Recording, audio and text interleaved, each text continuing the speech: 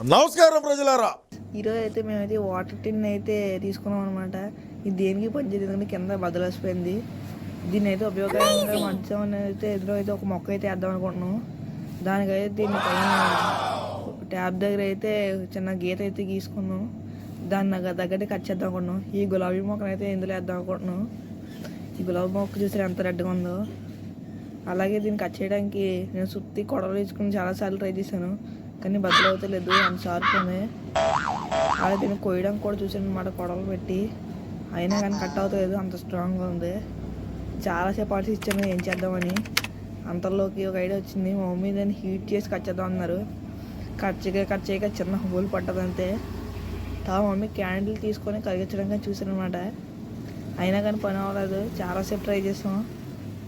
ఇలా ట్రై చేస్తా ఉండగా ఆ హోల్ కొద్దిగా పెద్ద అయింది.